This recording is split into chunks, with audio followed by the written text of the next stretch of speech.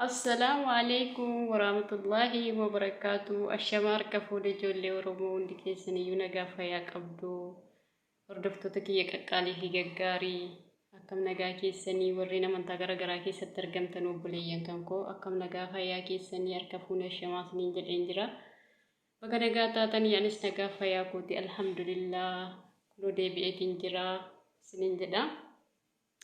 Hordoftoota kiyya warri maatinaaf taatan ulfaadhaa galatoomaa siniin jedha.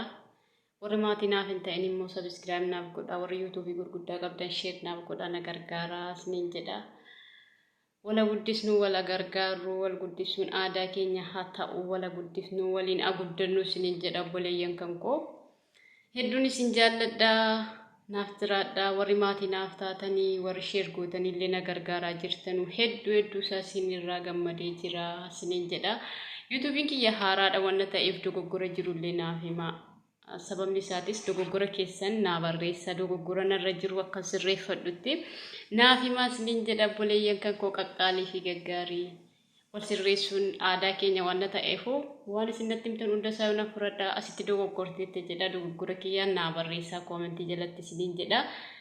Kun ergaa kooti siniin jedha obboleeyyan kan koo warri immoo jabaadhu naan jettanii warri share gootanii wallaahi hedduu isaa galatoomaa ulfaadhaa waan isiniin jedhu hin beekuka.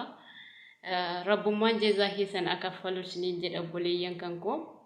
Ulfaadhaa galatoomaa yoo akkas wal gargaarree wallaahi hojii namaallee hojii ofiittillee namni cimaa deema baay'ee kaka'umsa namaaf kennitu hiriyoota kan koo hedduun isin galatoomfadhaa hedduu isin jaalladha baay'ee isin kabaja naaf jiraadhaa siniin jedha qaqqaaliiwwanii fi gaggaareewwan kiyyaa ulfaadhaa galatoomaa kabajamaa wallaahi baay'ee isinirraa gammadeetiin jira wallaahi kalas kaayyoodhuma dalagaadhuman uummadha bakka nama ta'ee namni dalagaa uummachuu qaba jedheetiin malee nama tokko of dudduubbeedha qabaadheetii hin dhufne nama asirraa beeku tokko hin jechuun nama yoon beekeyyuu namni na beeku hin jiru jechuudha. Ani garuu nama beeka nama baay'een hordofa garuu namni na beeku nama qaamaan na beeku tokkollee waan hin beeku hin qabu jechuudha. Kanaafuu dhugaa dubbachuuf ijoollee Oromoo baay'ee isinirraa gammadeetiin jira. Baay'ee isin jaalladha. Anillee akkam boriitu fakkeenyummaa isinirraa fudhadhee kan dudduuba kan kootii dhufu gargaaruuf fakkeenya naaf taatanii jirtu galatoomaa ulfaadhaa siniin jedha ammallee na gargaara. Baay'ee tokko isin jaalladha obboleeyyan kan koo ulfaadhaa wallaahi hedduu isanaaf jiraadha.